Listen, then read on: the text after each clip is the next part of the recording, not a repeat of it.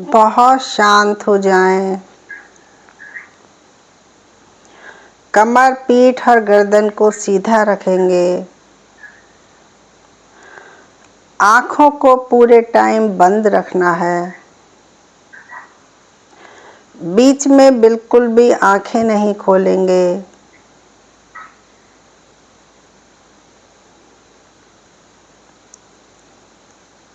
धीरे धीरे हम शांत हो रहे हैं।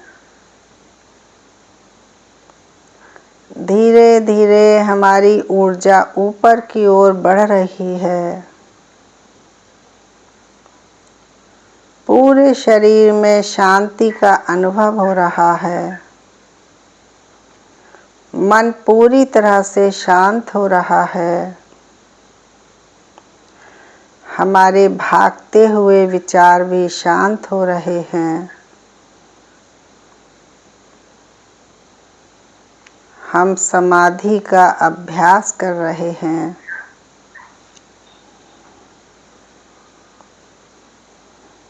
ये हमारा पूरा शरीर है।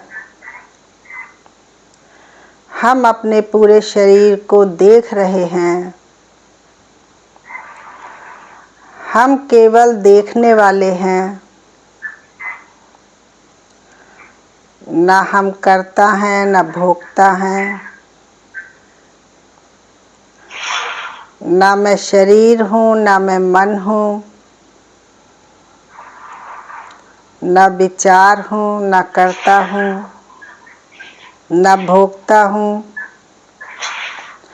मैं केवल साक्षी हूँ। मैं केवल एज इट इज देखता हूँ।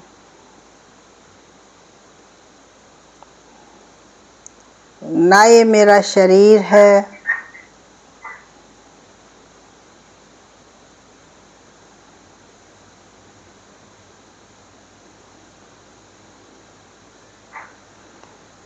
बहुत ध्यान से सोचेंगे, विचार करेंगे कि मैं कौन हूँ। ये जो मन, जो शरीर जो घबरा जाता है, बेचैन हो जाता है,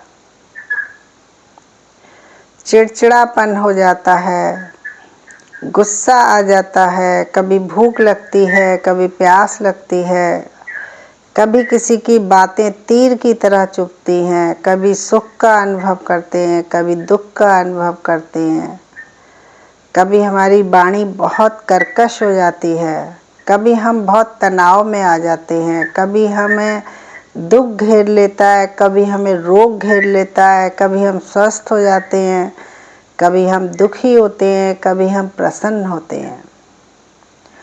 ये सब जिसके ऊपर होता है वो कौन है? इन सब चीज़ों को भोगने वाला, अनुभव करने वाला, एहसास करने वाला कौन है?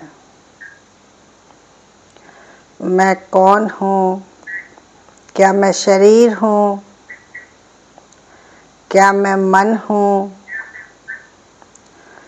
क्या मैं एक दुखी व्यक्ति हूँ या सुखी व्यक्ति हूँ?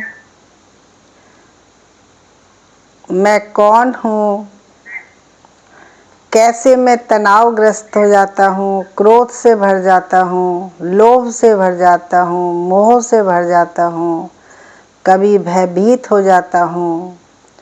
इतनी सारी संवेदनाओं को सहन करने वाला, सर्दी गर्मी को झेलने वाला, सुख और दुख में जीने वाला, ये कौन है? मैं कौन हूँ? मैं नहीं जानता मैं कौन हूँ।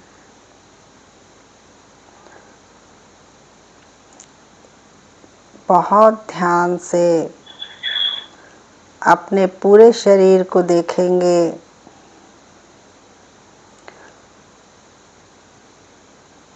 अपने आप को बैठा हुआ देखेंगे।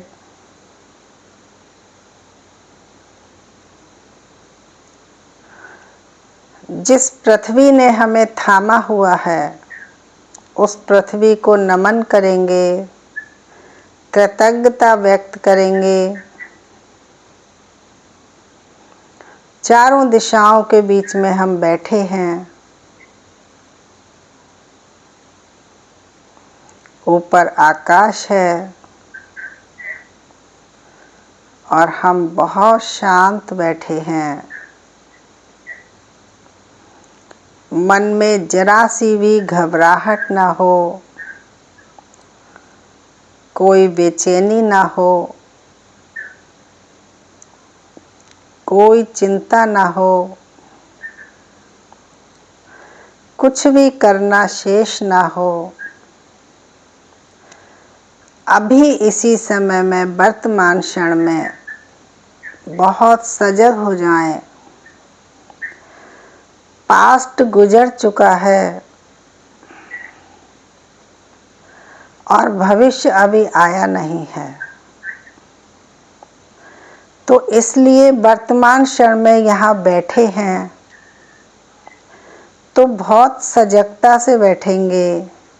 पूरे शरीर का अनुभव हो, ये पूरा शरीर है, शरीर के चारों तरफ हवा है, वाइब्रेशंस हैं, ध्वनियाँ गूंज रही हैं, पूरे ब्रह्मांड में ध्वनियाँ गूंज रही हैं और हम शांत होकर, मौन होकर, आंखें बंद करके बैठने से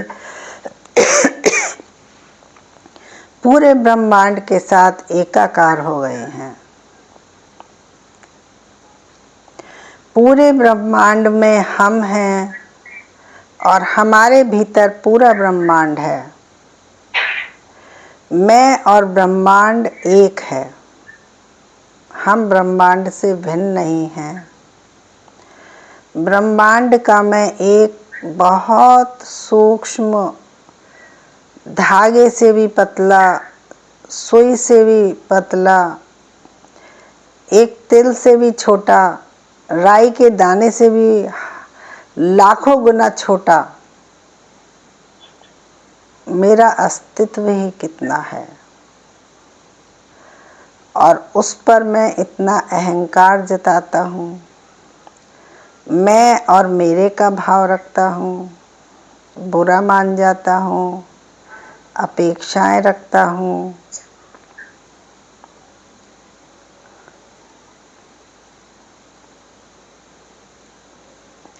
आत्मचिंतन करेंगे, मैं कौन हूँ, मैं इस धरती पर किस लिए आया हूँ, क्या खाने पीने और सोने आया हूँ, यहाँ धरती पर आकर मैंने आज तक क्या किया, अब क्या कर रहा हूँ और आगे क्या करूँगा, किसने मुझे भेजा, किस कारण से मैं कभी दुखी होता हूँ, कभी सुखी होता हूँ। शुद्ध और अशुद्ध सारे कर्म मुझसे कराने वाला कौन है।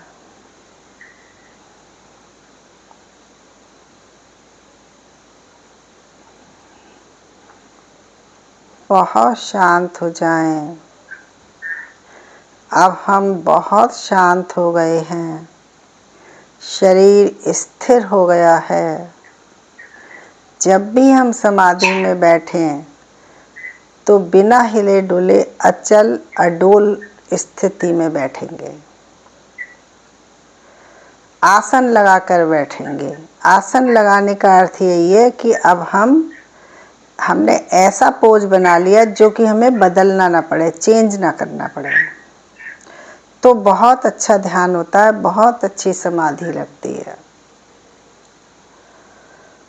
बहुत शांत हो जाएंगे।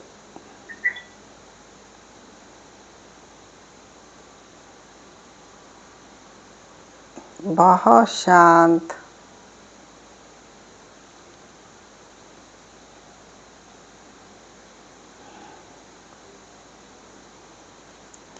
अब हम कैलाश पर्वत पर चलेंगे। ऊंचे ऊंचे पहाड़, कैलाश पर्वत पर मौन छाया हुआ है, एकदम गहरा सन्नाटा है। चारों तरफ ठंडी ठंडी हवाएं बहुत तेजी की चल रही हैं।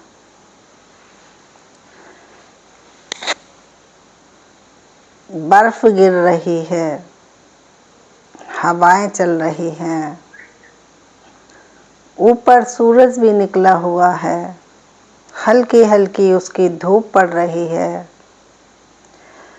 वहीं कैलाश पर्वत पर बहुत दूर उसकी चोटी पर, जहाँ तक हमारी नज़र जाती है उससे भी दूर, उससे भी दूर और दूर, जहाँ तक हम नहीं पहुँच सकते, वहाँ पर शिव जी बैठे हैं और पार्वती जी बैठी हैं। पार्वती जी हमेशा ही अपने संदेहों को दूर करने के लिए शिव जी से प्रश्न पूछती हैं और शिव जी बहुत प्रेम से उत्तर देते हैं। उत्तर देने के बाद शिव जी फिर से समाधि में मग्न हो जाते हैं और पार्वती जी भी समाधि में मग्न हो जाती हैं। तो शिव जी पालती मारकर बैठते हैं, एकदम रीढ़ की हड्डी को सीधा करके बैठते हैं, नेत्रों को बंद कर लेते हैं और बंद नेत्रों से ही करुणा बहती है। पूरे मुखमंडल पर प्रसन्नता रहती है और मुख का जो तेज है वो पूरे पहाड़ को ढके हुए है। शिव जी की जो सुगंध है वो सारी हवाओं में मिली हुई है। सब जगह शिव जी की सुगंध सुनाई देती है, ध्वनियाँ सुनाई देती हैं। ओम नमः शिवाय का जो मंत्र है वो सारी हवाओं के साथ गोल गोल चक्कर काटता है। तो हम भी वहीं बैठेंगे, जैसे शिव जी बैठे हैं ठीक वैसे ही हम भी बैठेंगे, आसन लगाकर बैठेंगे और बिल्कुल भी हिलेंगे नहीं, कोशिश करेंगे। यदि पैर में बहुत तकलीफ़ हो तो उसको हिला सकते हैं, खोल सकते हैं, और जिसको कोई तकलीफ़ नहीं है वो ना खोले पैर। आंखें बंद रखेंगे, बहुत ध्यान से जो भी बताया जाए उसको ठीक बिल्कुल वैसे ही करें, अपनी तरफ से उसमें कुछ भी नहीं जोड़ेंगे।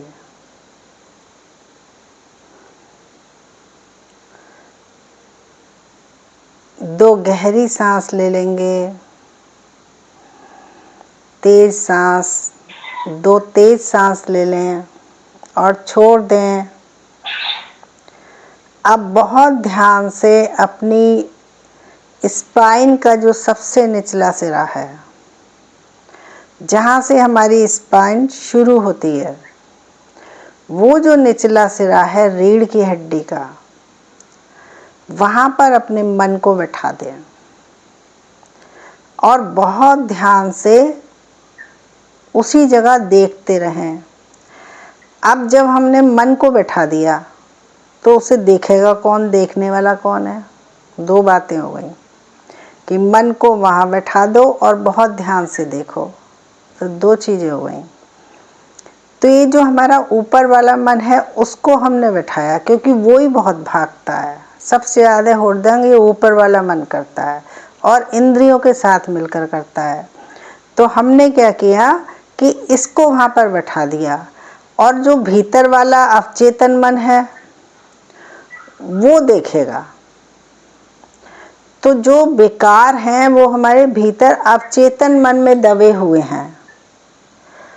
जब वो ऊपर वाले मन को देखेगा, साक्षी होकर देखेगा, तो वहाँ जो विकार हैं उनमें अग्नि प्रज्वलित होगी और वो जलेंगे, जल जलकर खाक होते रहेंगे।